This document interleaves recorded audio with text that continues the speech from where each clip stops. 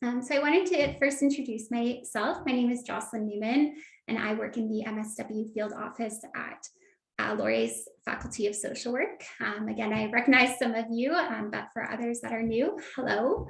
And I'd like to welcome you to this evening's session. I would also like to take a moment to thank Waterloo Region Community Legal Services for delivering these sessions throughout the month of February. We're definitely lucky to have experts providing such valuable information each week and contributing their time and efforts towards this legal series. So a big thank you to them. Students, if you do have any questions regarding your registration, please feel free to reach out to my colleague Hillary at mswfield@wlu.ca. She will be providing the Zoom link for each session the day before it occurs. So if you do have any questions about which sessions you're registered for, or you just have questions in general, please feel free to reach out to her at mswfield@wlu.ca. So before we get started here, I did just want to do an acknowledgement of the land in which we are on. So the Faculty of Social Work is at Laurier's Kitchener campus, and that's also where I am too. And Laurier is on the traditional territory of the neutral Anishinaabe and Haudenosaunee peoples. I wish everyone a wonderful and insightful session this evening, and shortly I'll hand it over to our speaker, Joanna Mullen, but first I'll say a few words about Joanna's background. So Joanna is a lawyer and advocate for workers serving the communities of Waterloo Region, Guelph, and Wellington County and Grey Bruce counties. Since articling in the community legal clinic system, she has committed her career to serving the most vulnerable workers and pushing for greater legislative protections in the workplace. So thank you, Joanna, and I will turn it over to you now.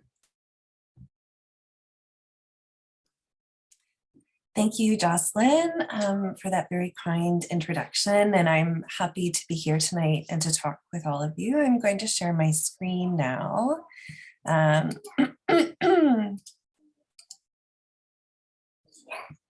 Okay. Please let me know if you can't see the slideshow for any reason. Great. Okay, so I'm really happy to be here and to be talking with you all.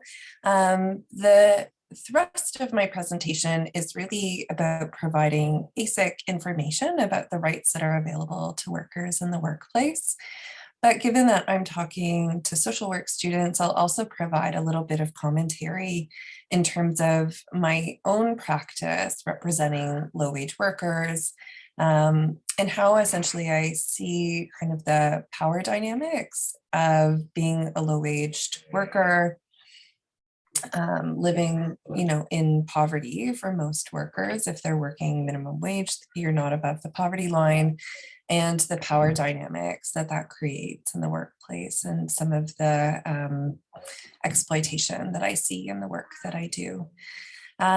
I really like to have lots of discussion and questions. So if, something comes up and you want to talk about it further, or you have a question for me, please feel free to either put it in the chat or unmute yourself and chime in. Certainly, I find one of the disadvantages of presenting over Zoom is it's a lot of me talking, and I'd love to hear from you and hear any insights or comments that you might have in terms of the material.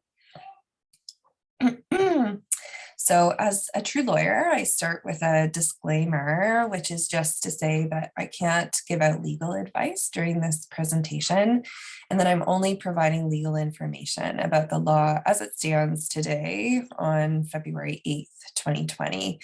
And that's because in this time of COVID, the law is changing really rapidly. So it's possible 6 months from now, some of the things that I talk about in this presentation will no longer be in effect.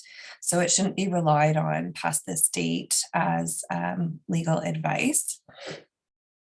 The other piece is that I'm only going to be talking about provincially regulated workers, not workers who are covered under federal employment law. So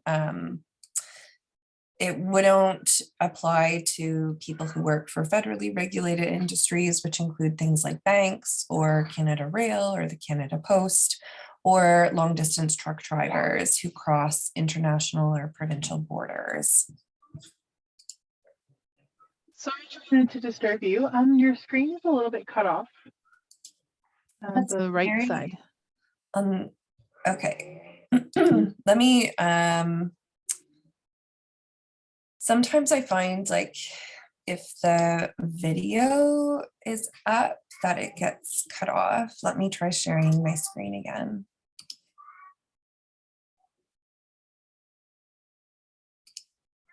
Maybe I'll try this. Is that better? No, it's doing the same thing.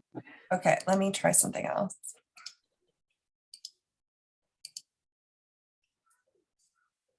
Same? Nope, it looks good now. Thank you. Oh, okay, great. I'm glad that worked, whatever that was. Okay. Okay, so the only downside with it this way is that I can't see the chat. So Angie, if there are questions that are coming in, just let me know, okay? Sure. Yep. Okay, great. Okay, nope, whoops, sorry guys. Okay, moving along. So the laws that apply most predominantly for provincially regulated workers who are not part of a union are the Employment Standards Act, the Occupational Health and Safety Act, the Human Rights Code, and the common law, which is legal speak for court-made law or case law. And then, of course, there are industries that have specific regulations that apply. And then there's the Workplace Safety and Insurance Act, which provides the WSIB benefits. Those last two I won't be touching on in my presentation. Okay, so I like to do a bit of a true or false, just to kind of break the ice and also to gauge people's awareness or knowledge of the laws. Unfortunately, because of the screen issue, I don't have access to the chat, but maybe we'll just go through and you can put your answers in, and Angie can share. If I can ask you to no do that, problem. Angie, what the responses are. Okay, so the first true or false. My employer can ask me to sign away my rights under the Employment Standards Act. True or false? Okay, I can see it. I can see the chat now. Okay, so we have false from Bernadette.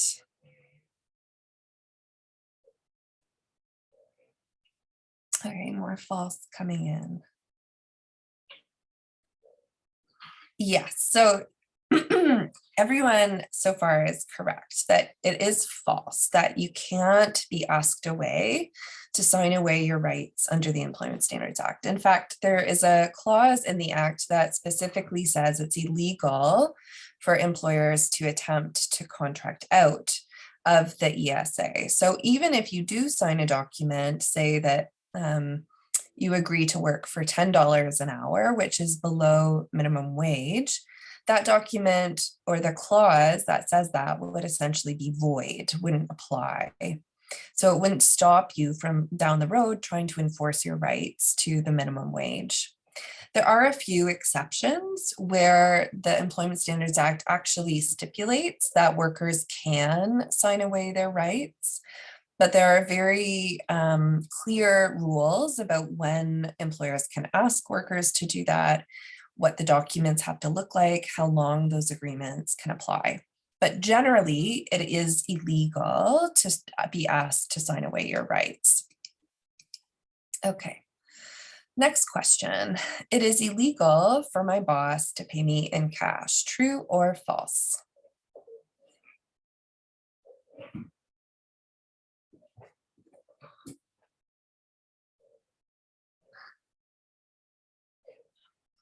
All right. Yes, that is correct. So we're seeing lots of false coming through. So it is false. You can be paid in cash. You can be paid by check, direct deposit, e-transfer. as long as the amount that you're being paid is, first of all, legally correct, and the employer still has to issue a pay stub and make deductions off the amounts that you're being paid. So while you can be paid in cash, the employer can't attempt to use payment by cash to get out of making your employment insurance contributions or CPP contributions and paying federal tax. Okay, true or false? My boss doesn't have to pay me when I am being trained.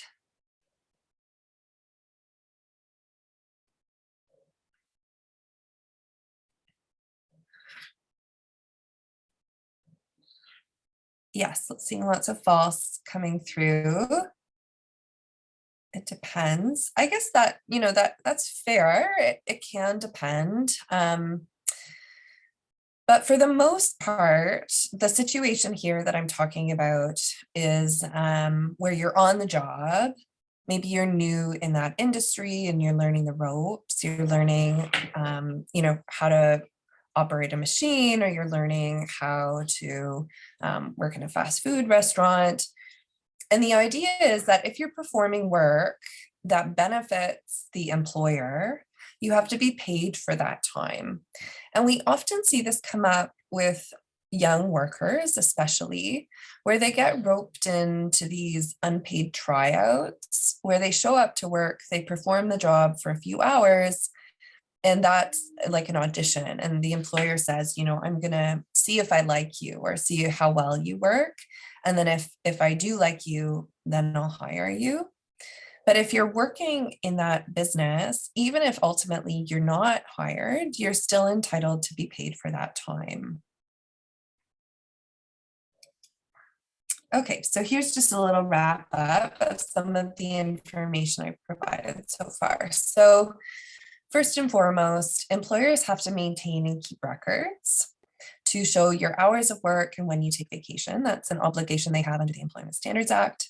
When you're paid, you have to be given a pay stub, which sets out the period for which you're being paid, the gross wages, so your hourly rate times the hours that you worked, the deductions that come off, so EI, CPP, Canada Pension Plan, and federal tax, the net wages, what goes ultimately into your pocket, and any vacation pay that's owing to you. And we'll talk more about vacation pay a little later in the slides.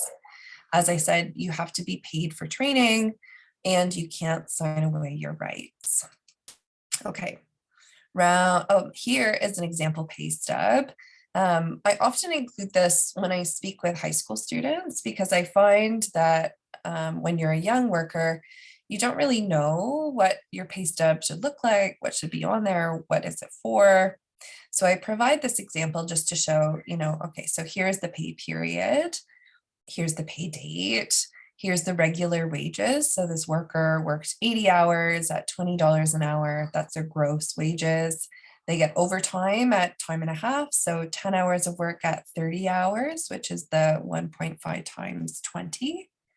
Vacation pay, gross wages down here, the EI, CPP, income tax that come out, and the total deductions.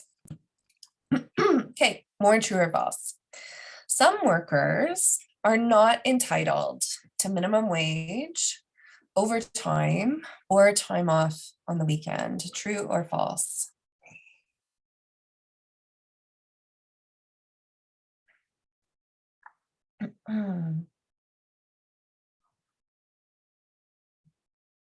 Yeah, seeing a lot of true come through on the chat.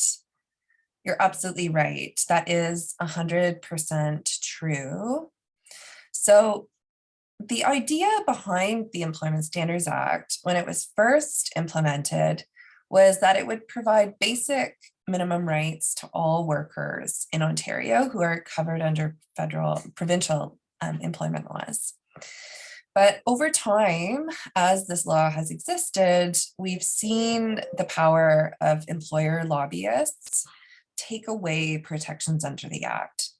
In 2016, a report came out that determined only 24% of eligible workers have full rights under the Employment Standards Act. So there are a lot of exemptions that come, and you can go to the Ministry of Labor Training and Skills Development website to learn more.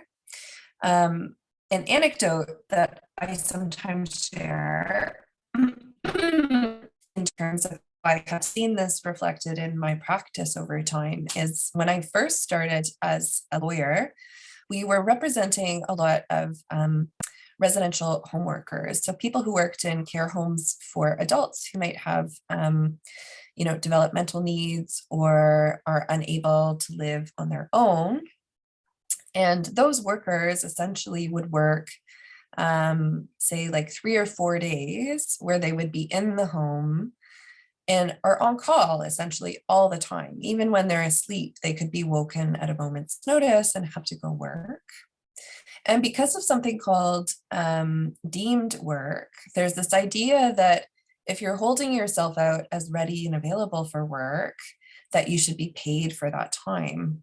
And so we were advocating for these workers who are generally grossly underpaid, that they should actually be paid for the entire period of time that they're in the house because of this deemed work legislation.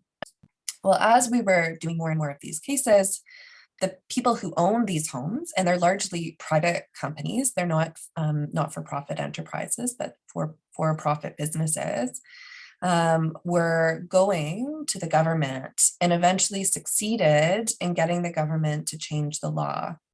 So now, if you're a residential care home worker, you're only entitled to be paid minimum wage for 12 hours a day. And any work essentially that you do beyond those 12 hours is unpaid. So where we know most of these workers start very early in the morning and work until very late at night, they're only being compensated for a portion of their time.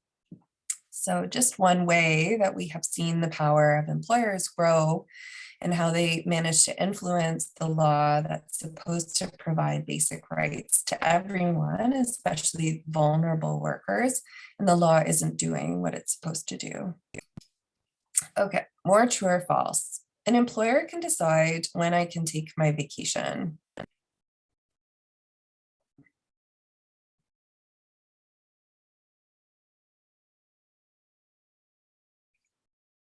Okay, seeing more true come in. Yes, you are correct. That is true. So while workers have the right to vacation, employers have the right to determine when that vacation happens. So this is how vacation time works. In your first year of work with an employer, you're not entitled to take any vacation time. After you've been there for over 12 months, you're entitled to 2 weeks of vacation time. And once you hit 5 years, you're entitled to 3 weeks of vacation time.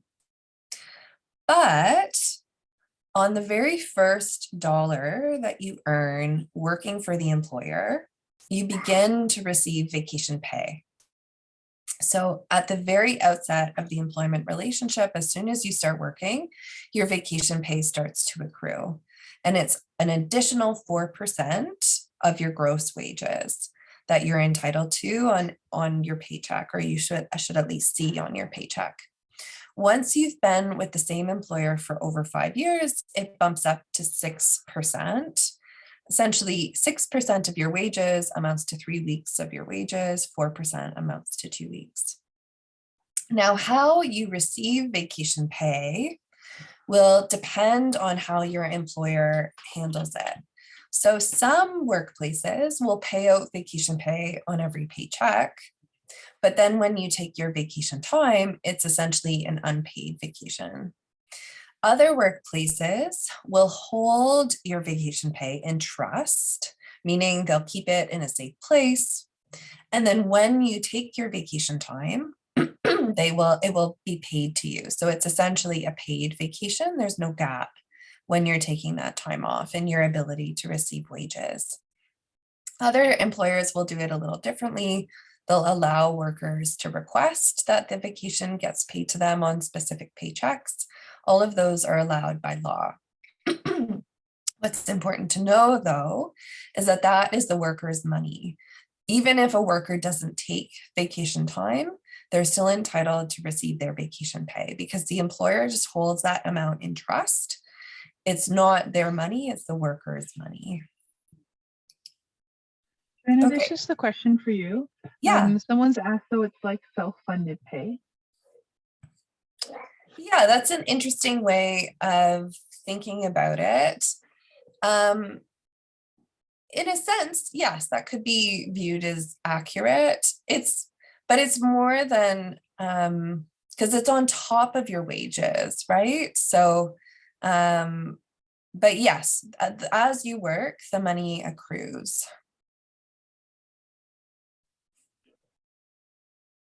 I think they meant self-funded vacation. Yes. Well, I mean, it's provided by the legislation, but you have to work the year in order to be able to take the time. That's correct. Any other questions? Oh, I don't see any other ones right now. Thank you. okay, great. Okay. So I think this is the last true or false. It is. I can file a complaint at the Ministry of Labor at any time. True or false?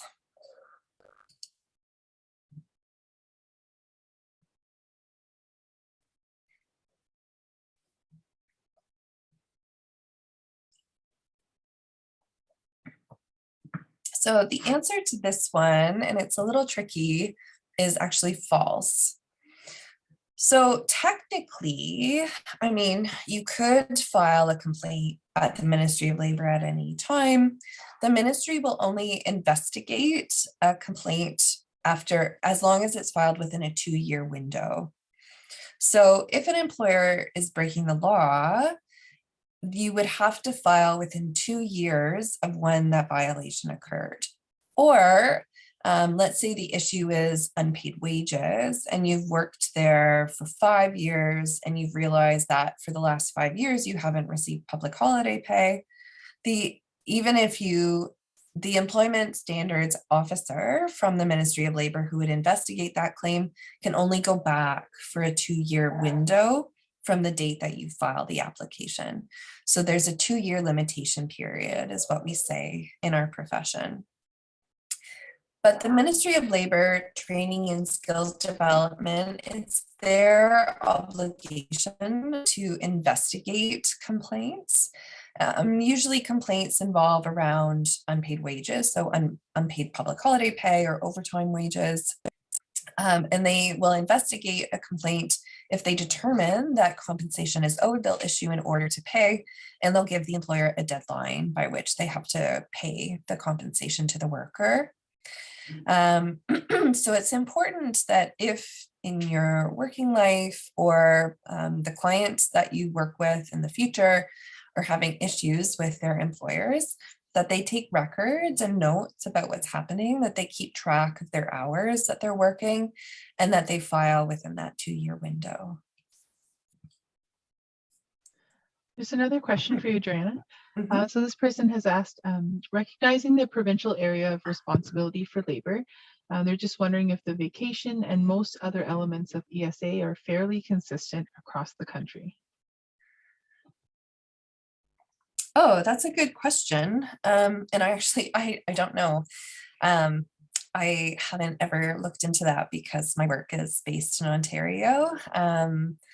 I'm sure it would be relatively easy to find whether or not other provinces or territories have greater entitlements to vacation time. I don't know. I've never been asked that question before.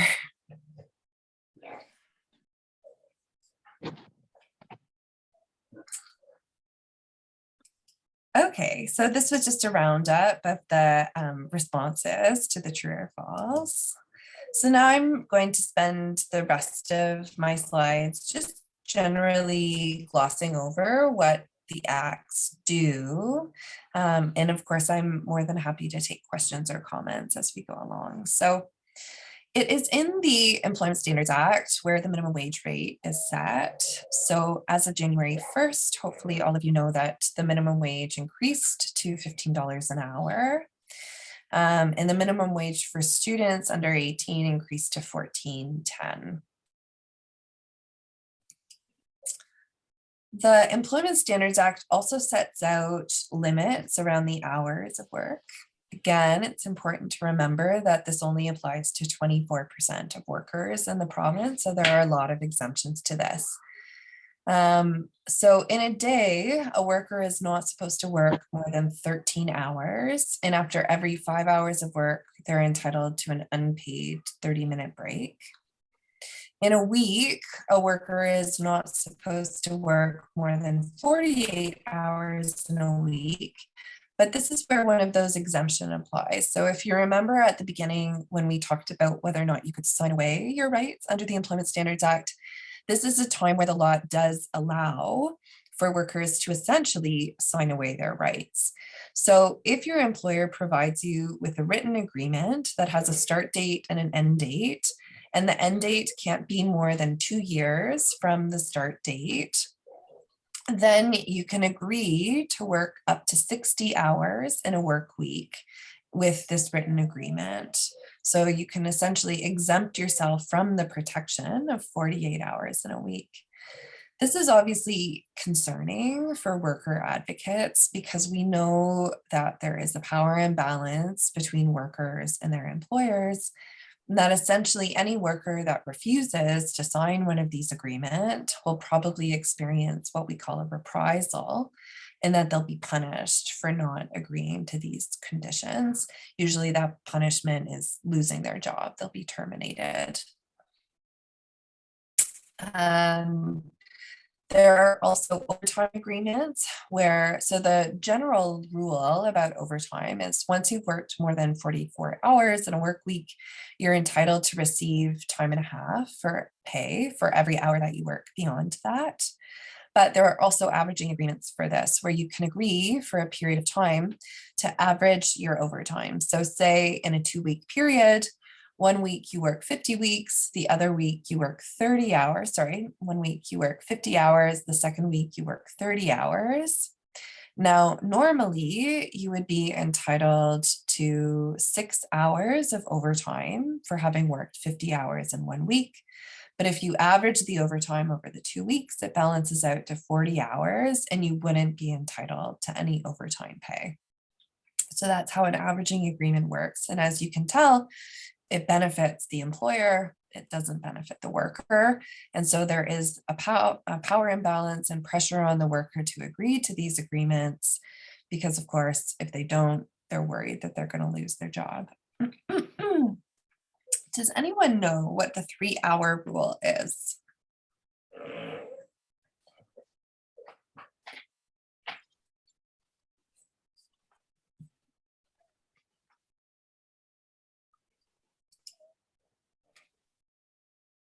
Yeah, go right ahead. Feel free to unmute yourself. Isn't it that if they get called into work and if they only have, say, an hour's worth of work, they have to still get paid for 3? Like they can't send, they can either keep them there at the place for 3 hours, but even if they let them go, they have to pay a minimum of 3 if they're called in on a shift? That's right. Yeah. So as long as the shift is meant to last 3 hours or more, and then they get sent home early, then they have to be paid for 3 hours. This obviously comes up a lot in the restaurant industry where you have, very slow nights, where this restaurant owner may want to send workers home early, or the manager might want to send workers home early. But if your shift was 3 hours or more and you get sent home, say after an hour, you're entitled to be paid for 3.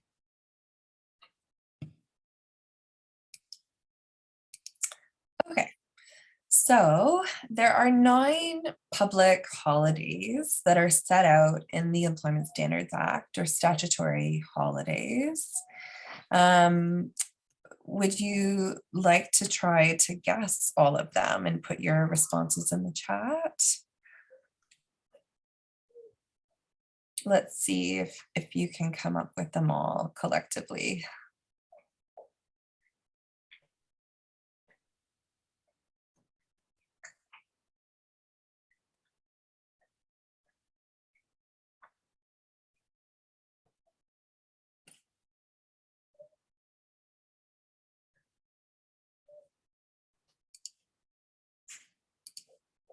Okay, I'm not seeing anything come up. Maybe it's just my chat or I don't know. But certainly there's no pressure to have to guess them all. Okay, so yeah, New Year's Day.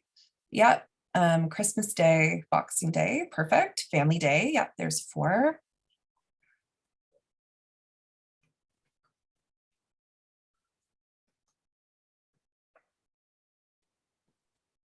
Victoria Day, Canada Day, Thanksgiving, Labor Day. Yep, absolutely.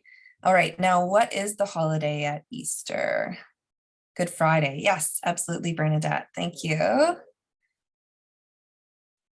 So the civic holiday in August is actually not a provincial holiday. It's a federal holiday, which some workplaces observe, but it's not legislated in the Employment Standards Act. Okay, I actually think that you got all of them, so that's great. All right. So, as you probably know or can imagine, the purpose behind public holidays or stat holidays was to give workers the right to take a day off from work to be with their loved ones. Now, the legislature acknowledged that it would be a hardship for workers to have to take an unpaid day off by force, essentially, by law. So they created public holiday pay. If you work your regularly scheduled shifts before and after a public holiday, you're entitled on the pay period, the pay stub that shows up with that pay period in it, to receive an additional public holiday pay. There's a way to calculate how much you're entitled to receive, but it should essentially work out to a regular 1 day's worth of wages. Now, if a worker works the public holiday, they're entitled to receive their wages for that day at time and a half. So the hours that they worked at the higher rate of pay and receive public holiday pay, or they can elect to take another day off in exchange. So, you know, certainly it can be lucrative for workers who want to work that public holiday, but it does detract from the original meaning of the holiday, which was to give workers the time to be with their loved ones. All right. So as many of you can imagine, one of the most common reasons why people will get in touch with me to talk about their employment situation is because they've lost their job. The Employment Standards Act says that if an employer wants to terminate a worker and the worker has been with them for 3 months or more, the employer has to provide them with notice of the termination in writing. And the worker can either work through what we call the notice period, or they can receive pay in lieu of notice. So if you've been with the employer for over 3 months, but less than 3 years, you're entitled to 2 weeks of notice. So that can either be working notice where you work those 2 weeks and then on your last day, you pack up your locker and you're out the door, or you get terminated on the spot essentially, and you get paid out those 2 weeks. And that's the end of the employment relationship, according to the Employment Standards Act. The maximum for termination pay under the Employment Standards Act is only 8 weeks. So even if you've been with the employer for 20 years, all the ESA says they have to provide is that 8 weeks worth of pay or notice. Now, under the common law, as I mentioned, court-made law, you may be entitled to greater entitlements upon termination through what we call a claim for wrongful dismissal. So if you or the clients that you work with in the future ever have questions about what their rights might be upon termination, it's always a good idea to speak with a lawyer, because while at minimum, they're entitled to termination pay, they could in fact have a much more lucrative and beneficial option through that wrongful dismissal claim. What the Employment Standards Act also sets out are job protected leaves of absence. So if a worker qualifies and meets the criteria for one of these job protected leaves, it means that they have the right to take time off from work. And when they're ready and able to return, their job is supposed to be waiting for them. If for some reason the employer fails to return them to their job that they held prior to taking the leave, it could be a violation of their rights under the Employment Standards Act, and they could file a claim of reprisal against the employer and seek compensation, including pain and suffering damages. I'm not going to go through all of the different types of leaves, but I do want to highlight that under the ESA, currently the law in Ontario is that workers are only entitled to 3 sick days. If you have to take time off to care for a family member, you're also only entitled to 3 days. And if a family member dies, you're only entitled to 2 bereavement days. Now, that was, of course, that those rights are expanded if the reason why you need to take that leave is related to COVID. And that's because of the infectious disease emergency leave, which was created by the provincial government in March of 2020. I actually think it was in May of 2020, and they backdated it to January. But essentially, the EIDL, as we call it, provides a job protected leave of absence if you need to take time off related to your own COVID needs or to take care of a dependent relative who has COVID or because of a school or daycare closure. Again, it's important to emphasize that whenever a worker takes one of these leaves of absence, their job must be waiting for them when they are ready to return. Okay.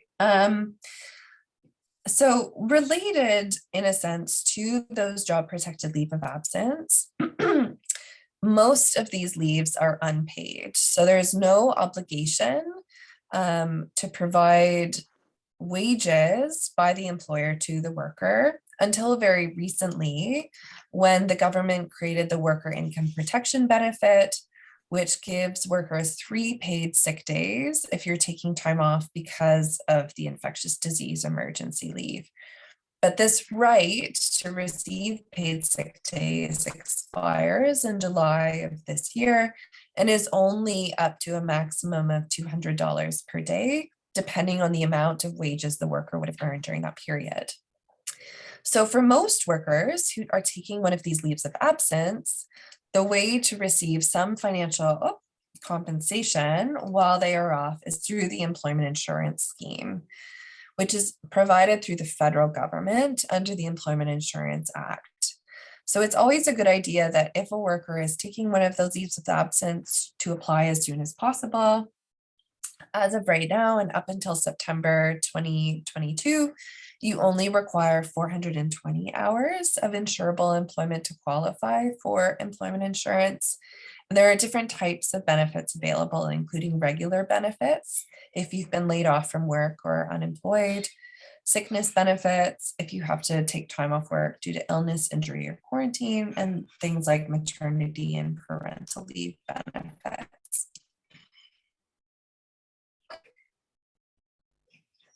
We talked about this already. I'm going to move along. Okay. The Occupational Health and Safety Act is another law created by the province of Ontario that places obligations on employers and workers to create a safe workplace. So it requires employers to have things like joint health and safety committees or a health and safety officer within the workplace.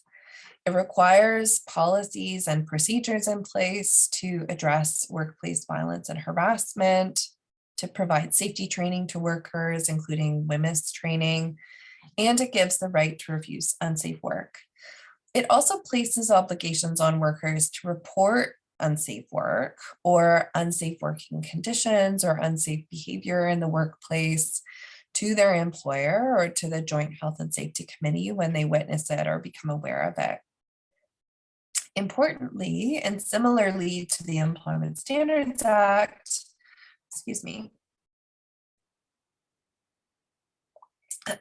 it protects workers from being punished if they are seeking protection of the OHSA. So you can't be terminated or threatened or suspended because you have asked the employer to follow the act or to provide a safe workplace. This comes up most frequently when we're talking about workplace harassment.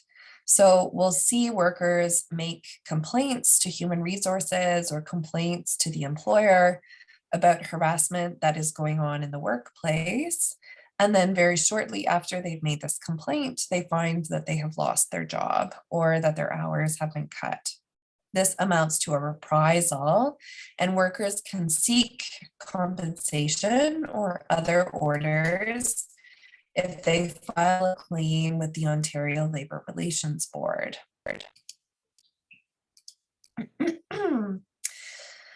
So as I've mentioned, there's reprisal protection under the Employment Standards Act. There's also reprisal protection under the Occupational Health and Safety Act. If it's an Employment Standards Act reprisal, so say it's that instance where a worker comes back from taking the infectious disease emergency leave, they no longer have a job, they would have to file with the Ministry of Labour within 2 years of when the reprisal occurred. But if it's an OHSA reprisal claim, it goes to the Ontario Labour Relations Board, usually within about 6 months of when the termination or the reprisal has occurred. Both the ministry and the OLRB has the ability to award financial compensation.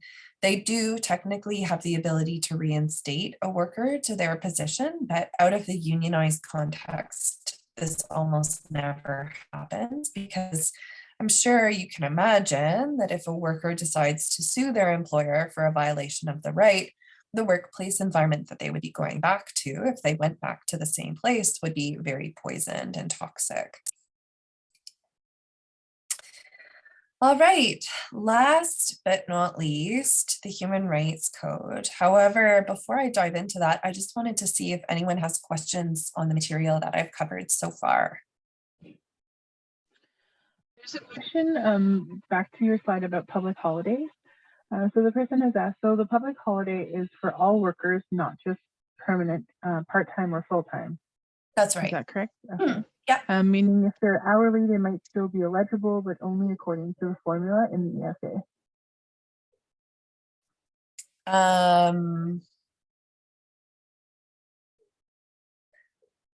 Could you just repeat that last section again, Angie, just so I'm understanding it? Meaning if they are hourly, they might still be eligible, but only according to the formula in the ESA. Yeah, so it applies, like you don't have to be a salaried employee in order to receive public holiday pay. It applies to all workers as long as you work your regularly scheduled shifts before and after the public holiday. So say you're a part-time worker and you're normally scheduled for Tuesdays and Thursdays. As long as you work the Thursday before the public holiday and the Tuesday after the public holiday, you would be entitled to receive public holiday pay. Thank you. Yeah, any other questions?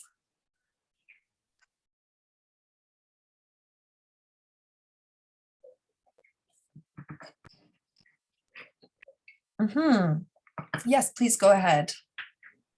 So given your last example, can an employer, if you are usually Tuesday, Thursday, can they be, I guess they can do anything, but if they decided not to schedule you the following Tuesday or tell you not to come in the following Tuesday, just so they don't have to pay you for that holiday, can they do that? No, because essentially, like if you're regularly, so it's about what you're regularly scheduled for. So if your employer, say, doesn't schedule you until the following Friday, as long as you show up for that shift, you should be eligible for public holiday pay. The idea is basically that they don't want workers trying to make like extra long vacations out of a public holiday. So there's this idea that if you choose, so if you're, say the holiday falls on a Monday and you book the Tuesday off, even though that's a regularly scheduled shift for you, it's possible that you could then be ineligible for public holiday pay. That's why they've worded it that way, so that employers have workers when the work week starts again.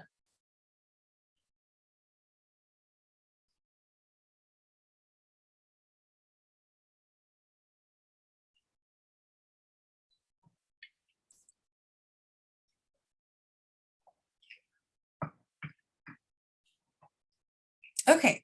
Well, it's getting close to 7. So I just have this one slide about the Human Rights Code, but I'm of course very happy to entertain questions about it because it is a very important piece of legislation. So the Human Rights Code applies in workplaces, but hopefully, as many of you know, it applies beyond just the workplace. It applies in universities, it applies in shopping malls, it applies, when you're taking public transit, in many aspects of the working world. The Human Rights Code is relevant. And it's a good thing because what the Human Rights Code is meant to do is to protect people from experiencing discrimination or harassment on a protected ground. So I have up here on the slide all of the protected grounds that are under the Human Rights Code. I won't go through all of them, but of course, if people have questions specifically about one, I'm happy to talk about it. I will highlight for you that the protected ground of sex refers to someone's biological sex organs, essentially. So if you're being sexually harassed in the workplace, this is usually the ground that you would plead as the basis for your discrimination claim. If you're a person who is pregnant and you're experiencing discrimination or harassment because of your pregnancy, this is also the ground that you would use to argue. Gender identity and gender expression are the newest grounds that were added to the Human Rights Code. They provide protection for the trans community. Family status relates to a person's obligation to care for a dependent child or to care for a dependent parent. This ground of protection has become very important through the COVID pandemic as workers have required work at home arrangements because their children are at home because schools are closed or daycares are closed, or they've required leaves of absence because of daycare or schools being closed. So it provides protections to those groups of people. And disability is probably the most common form of discrimination that we see pled at the Human Rights Tribunal. The majority of the cases at the Human Rights Tribunal relate to disability discrimination. And the idea usually revolves around the duty to accommodate a person with a disability, with a medical condition that may require them to have limitations or restrictions, or may require some modifications in the workplace. So the Human Rights Code does a lot of things. So as I said, it provides protection from being treated differently, and that includes both direct and indirect discrimination. So direct discrimination, I think, is very easily to point out. We can look at policies of apartheid or segregation. That's very obviously direct discrimination. Indirect discrimination may not appear to be discriminatory on its face, but when you look at how it applies to people or a group of people, that's where you can see the discrimination occurring. What's important to know is that the Human Rights Tribunal has said that intention doesn't matter. So even if the person who commits discrimination never intended to discriminate, that doesn't matter. It doesn't count, because what the tribunal cares about is the treatment and the impact that it has on the person who receives that discrimination. And that's where they can receive awards for compensation, or they can ask the tribunal to provide public interest remedies that might include, say, requiring an employer to have Human Rights Code training, or to provide information to the workers in a specific workplace about the Human Rights Code. Harassment is defined by the Human Rights Code as engaging in a course of vexatious comment or conduct that is known or ought to be known to be unwelcome. And this generally has been interpreted very broadly. Some behavior can be on its own, just one instance, be so horrific and horrendous that it would meet the definition of harassment. So it's not as if in every instance it has to be a course of conduct. It can be just one incident. And usually what I advise workers is that when they are experiencing discrimination in the workplace, the first thing that they need to do is report it, as difficult as that might be. Because from a legal perspective, that's how you put the employer on notice and make them aware that they have to do something about it. If they fail to investigate a complaint of discrimination or a complaint of harassment, then they're even more on the hook and their liability financially can increase, and they can be in big trouble. Okay, so I think that's all I have to say at this point about the Human Rights Code, but I'm happy to take any questions. We have about 5 minutes left.